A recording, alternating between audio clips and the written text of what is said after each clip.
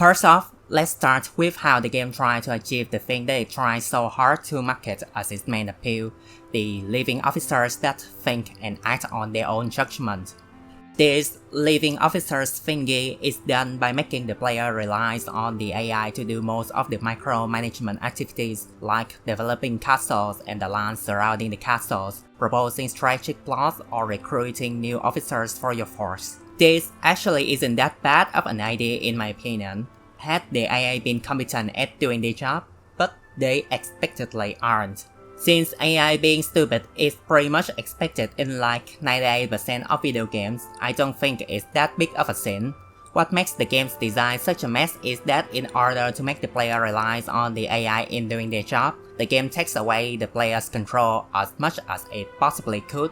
You can only develop the castle that the daimyo resides in. All the castles must be given to your officers or they won't get developed at all. The plots you manually execute cost more of your currencies, which are both your money and your labor force, and you can't execute plot that covers a wide range of area, only castle specific plot. You can't even manually recruit free officers. You need to have someone suggest you to do so. Like, why though? Not that I think it's a good idea to do so, but I can kinda get why the devs decided to rob the players of so much control over the game, because it forces the player to really rely on the AI, which is the thing this game tries to sell as its main appeal. But what confused me so much is how the game deals with officer stats and rankings. Depends on how much stats the officers have accumulated over their careers. They can climb up this 6-tier ranking list, but the thing is, officers at the absolute bottom rank can't be assigned as overseers to develop the castle or land, and if they aren't overseers, they can't participate in battle either, meaning your only choice left is to either order them to do some random tasks like carrying out plots or constructing the facilities. But not only do ordering your bottom ranked officers to do random tasks cost precious money and labor force, it is also incredibly tedious to do so repeatedly. Thankfully, the game has an option for you to take, and that is assigning those bottom feeders as overseers to the land surrounding the daimyo's castle. Like, why can't I assign them as overseers to the daimyo's castle and not other castles? Wouldn't it make more sense that the daimyo's castle is limited to those close to him and the nobodies are sent to Nowhereville, not the other way around? This isn't that big of a problem when you first started out, but the more you expand, the more officers are needed to be sent away to develop the lands you just got, and the officers racing and shuffling around become more and more of an annoyance. I would go so far as to say that it literally breaks the game because there will come a time where you have tons of officers, but none of them are high enough ranks to be sent to the castle you just snatched away from the enemy. Thankfully, to make up for somewhat questionable AI and officer raising, the game's difficulty saw a lot of improvement. The enemy's AI is really aggressive in this game, almost too aggressive in my opinion, but I'll say why I think so a little bit later. For now, let's talk about what their aggressiveness did good to the game. If you mobilize too much of your troops to go on the offense, the enemy AI will take notice and may try to attack your undefended castles. Not only that, when you just took over a castle, that castle is obviously still damaged, low on both defense and troops, so if the enemy was having some units heading there as reinforcements, those units will risk their necks to retake the castle. Or worse, some major clan nearby may see your newly acquired defenseless castle and decided to march their whole army there to take care of the repairing for you. So, whenever you go on the offense, you need to think carefully just how many troops should you take with you, how many troops should you leave behind, or does that castle you're aiming for worth taking the risk? And because of said AI's aggressiveness and such risk, alliances now actually worth pursue for a change. Not only can you eliminate one potential direction of being attacked, you can also request your allies to help attacking an enemy's castle or defending one of your own, thus further decreasing the risk you need to take. That may sound incredibly obvious when I just say it out loud like that, but the series AI has never been so aggressive that you need to actively seek out an external help. The AI's aggressiveness is not the only thing that you should be watching out for though. Your supply may also prove to be your ultimate downfall if you're not careful. You see, unlike Sphere of Influence where your units get resupplied whenever they pass by a friendly castle, in this game, what your unit starts out with is all they're gonna carry for the rest of their march. If your units stop by a friendly castle, then they won't fully resupply. They just take away 1 day worth of supply every single day until they leave the castle without taking anything else. I could see many not liking this and argue whether it's a good design choice or not, but personally I kinda like this because it makes for some of the most intense battles I've had playing a Nobunaga Ambition game. Not only do you have to think whether you have enough troops to take on the enemy, you also have to be really mindful whether you have enough supply to last the entire march, the entire siege, and the potential defensive battles after you've taken the castle. And now, this is where I say why the AI is too aggressive for the game so good. You see, whenever the enemies mobilize their troops, they mobilize 90% of the troops from all the castles that have just enough supply to last them until they reach their destinations. So, 99% of the time, major factions like the Takeda, the Shimazu, or the Mori will very quickly overtake their oppositions and become undisputed powerhouses in their respective regions. And God helps you when you play as a minor daimyo in later scenarios, because the difference in troops is just so big that throwing your entire force at the enemy's castle might not even be enough to put a dent on it. I have the counter-argument that by having the enemy being so all or nothing like this encourages the player to really make use of flaws like sabotaging or alienating enemy's officers to even stand a chance against the bigger factions. But as mentioned earlier, the flaws that the player can merely execute are gamed compared to the ones suggested by the AI officers, and the AI officers are not smart enough to do their jobs properly, leading to a lot of frustration later down the line. For my second playthrough, I was playing as the Date in the 1582 scenario, and the Toyotomi expanded so fast and became so big that it feels like I was David going up against Goliath. Does it feel good when I finally score a victory? Hell yeah, it does. But does it feel like the game was unbalanced at times? Of fucking course. Speaking of unbalanced, I'm kinda iffy about how when you request your ally to attack an enemy's castle, when they manage to take down that castle, they will absolutely turn that castle over to you, even if you didn't mobilize a single troop to help with the attack. Not only this is incredibly broken and easy to abuse, it also doesn't make much sense given the setting. This is the Sengoku period, where deceptions and betrayals are common practices and disputes over land ownerships are the norms. Wouldn't it make more sense to have the ally guess, "Hey, guess what? I did all the work so this castle belongs to me now. Screw honoring your request."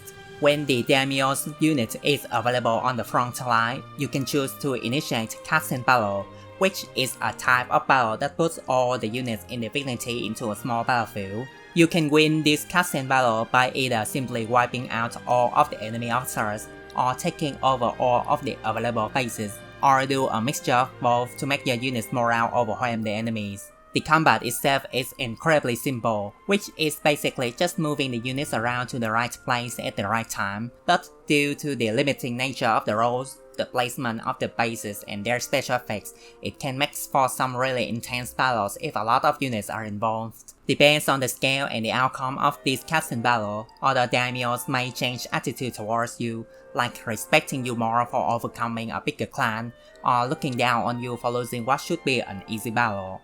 Your officers may become even more trusting of your leadership or become disillusioned with the clan's lack of success. I really like this as it makes the game feels a lot more dynamic by constantly reacting to your actions. Not stopping there, the game also has various random events that may occur depending on what's going on in the game, like the peasants may be scared from constant worrying in the vicinity and entertain the idea of moving away, or your officer may march out of the castle to meet an enemy without your order, or one of the enemy units may disobey order and avoid your units if that unit is commanded by an officer with low loyalty. That officer might even outright surrender his castle over to you if you're winning enough.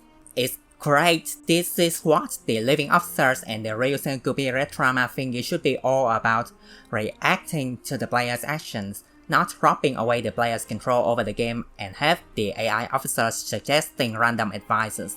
I would love to see the game expand more on this with future updates and the power-up kit expansion. One more thing that I would like to see being updated more is the class policy thingy. These are bonuses that you can choose to initiate in exchange for a hefty drop in monthly income. Not all policies are available right from the get-go, or some requires you to have the right kind of plan under your control, like water transportation requires you to have a castle with a port to it. The cost of these policies can shoot up pretty quickly, so you kinda need to be careful what to initiate and what to ignore, which does add a bit more depth to the strategy aspect of the whole game. What I think the game should improve more on this policy aspect is making them directly influence the gameplay more, like unlocking new facilities or units and not just give you passive bonuses to certain things. The game does have that kind of thing regarding unlocking cavalry and rifle abilities to your units, but I think just those two are not enough. What I really don't like about the policy system in this game though is these two policies. About this one, it unlocks some more options for you to do, like the ability to order your castle lords to focus on building what kind of facilities for the castle towns, which are all pretty neat admittedly, and then there's the ability to transfer a castle lord to another castle. If you don't unlock this policy, then whatever officers you assign to a castle, that officer will forever be stuck babysitting that castle, which is just... why? This should be available from the get-go. Human resources in this game is already tight enough as it is due to the stupid ranking systems. Stop making it even more cumbersome than it is. And due to said stupid ranking system, this policy right here is hands down the most important policy in the entire game, despite how seemingly useless its effect is. I really don't get what the devs were going with the ranking system. Like, why? They weren't kidding when they said that this game boasts the biggest number of events in the series. There are loads of them, and I mean loads of them. You almost cannot go 2 months without above saying, "Hey, a historical events conditions just got satisfied, would you like to view it?" Thankfully, you can safely ignore these pop-ups or just simply skip all the text and only get the event's result, so they're only an annoyance when you really want them to. I obviously haven't unlocked all of the events, and more than half of those I did unlock, I skipped over them because I want to save them for maybe future playthroughs, and because there are just too many of them that reading them all would kinda ruin the gameplay pacing. But from what I've read, they are plenty decently written. Not only do they give plenty of information about how and why these events took place, they also give plenty of characterizations to the parties involved. They even shed a lot of light to the officers that are usually ignored in past titles too. Like, for example, Saito Yoshitatsu killing his father to take control of the clan is a stable event in the series, but his motivation is usually glossed over, so he just came off as a power-hungry villain and gives Oda Nobunaga a justification to invade Mino province. In this game though, you could see the hostile takeover event happens from Yoshitatsu's point of view. Yoshitatsu himself laments that he will be remembered by history as a bloodthirsty father killer. Sure, there are also plenty of unimportant and uninteresting events like, once upon a time there lives a dude named Akamatsu Hirohide. One day he realizes that his name sucks, so he changes into another name that sucks just as much. The end. But the sheer number of events and the amount of historical information the game presents through its writing is nothing short of impressive. You seriously could become a Sengoku buff just by playing this game, at least up until the siege of Odawara Castle in 1590, because that's where the last event of the game chronologically takes place. Everybody knows that they're gonna save Sekigahara and Osaka for the Power of Kid expansion anyway. With all that said though, the game still has some minor flaws in what should be the game's most perfect department, which is kinda unfortunate because it's not the fault of the writing itself, but more because the gameplay doesn't complement the writing well enough. Possibly because the game's only form of actual combat is a type of capture the flag, most of the historical battles are fully told through text only, making these battles a lot less impressive than it should be. Like for example, in Sphere of Influence, When a historical battle is about to take place, the enemy visibly marches units out of the castle that might give you an "oh shit" moment if you don't know what's coming. And when a historical battle takes place, you actively take part in it and you actively reenact what transpired in the past. The deaths of all those warriors who fell down the field of Nagashino is a lot more tragic when you yourself are the one telling your soldiers to gun down on those warriors, and not just told via a cutscene that basically just say, yeah, those guys died. I think the visual department is the epitome of the messy nature of this game, but not because it looks bad or anything. Actually, I think the look of the game is very serviceable in fact. With the vibrant and beautiful lighting to the overworld map, the UI is very pleasingly drawn with beautiful Japanese banners subtly inserted in. Most of the new officers' portraits are beautifully drawn in great details. On the surface, the game's visual is very well done, but if you dig a little deeper then you'll find a lot of things don't quite mix well with each other. Something you would probably notice right away when you get into a historical event is that officers now breathe as well as blink while talking, which is a small but welcoming upgrade as it helps the officers feel alive more than ever. But the breathing thingy only applies to officers with full portraits.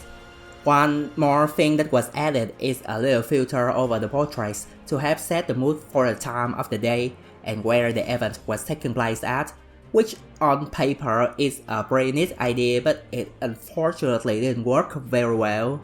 One, because I think they kinda overdid the filter that it somewhat ruined the original color of the portraits, and two, when the officers finished talking, their portraits returned to their original color, just slightly dim out to indicate that it's not their turn to talk yet. The filter being switched on and off constantly makes it an annoyance very hard to ignore. One more annoyance that's very hard to ignore regarding the portraits are just how out of place the new portraits look compared to the old ones. Not just because of how much more details they are drawn, but also because of how they are presented in the events.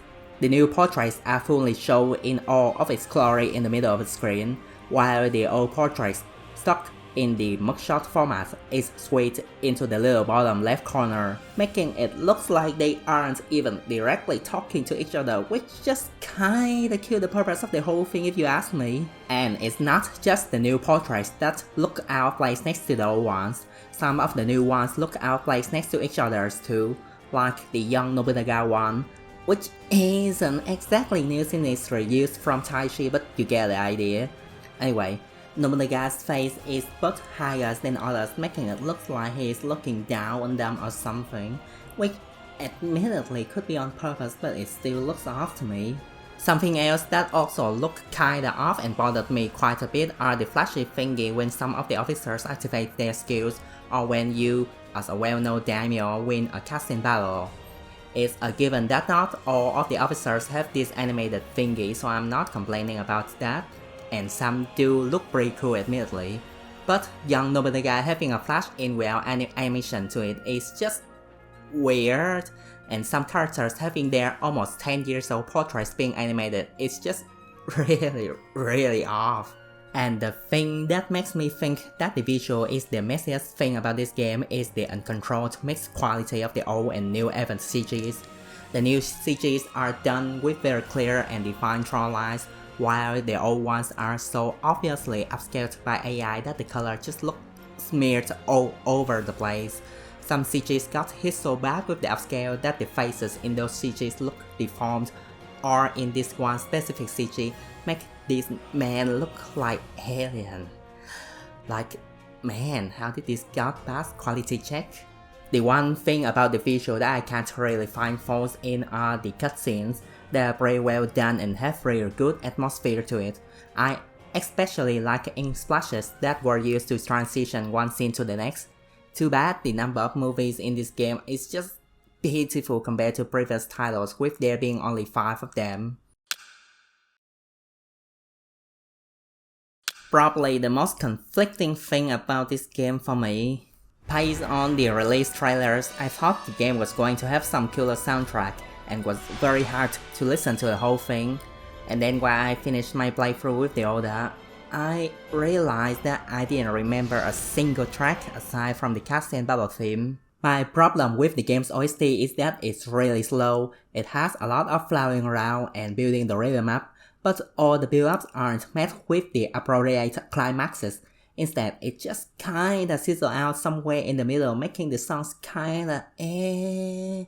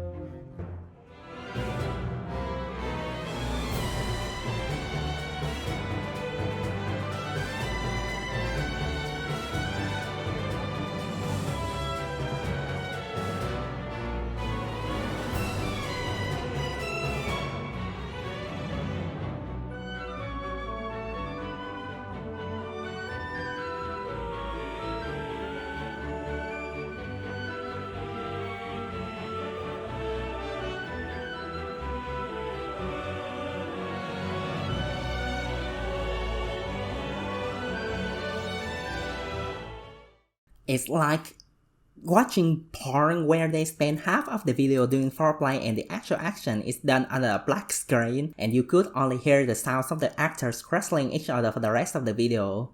Though that is not to say that there are no gems hidden in the sea of forgettable songs.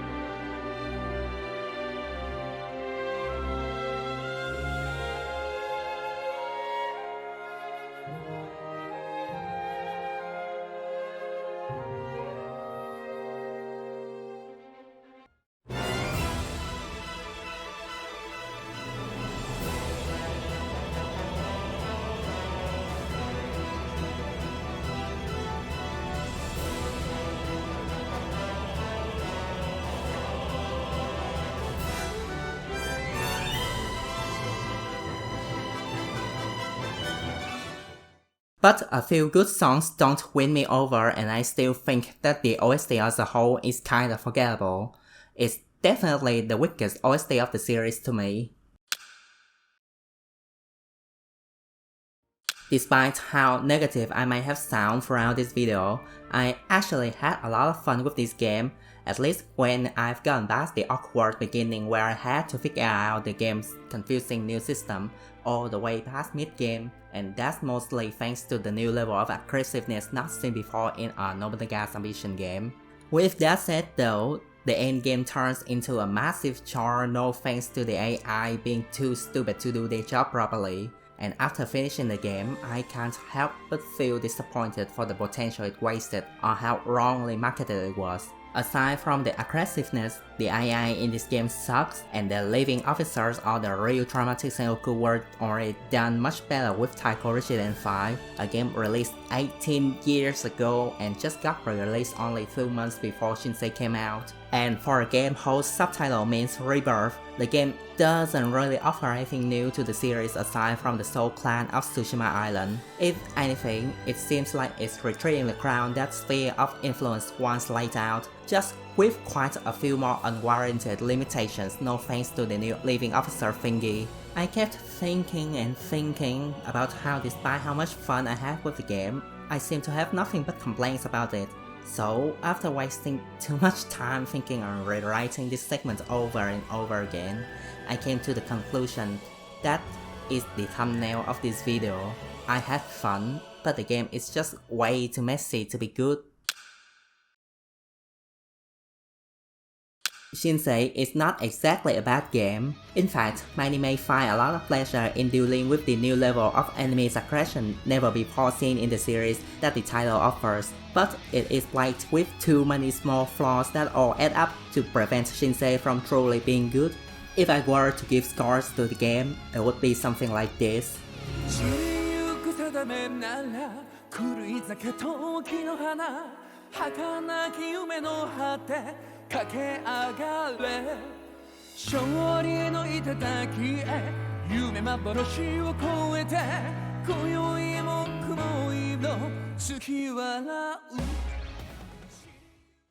Huh, weird how they use what looks like a proto-portrait of Kai for the ending credits instead of her actual portrait in-game.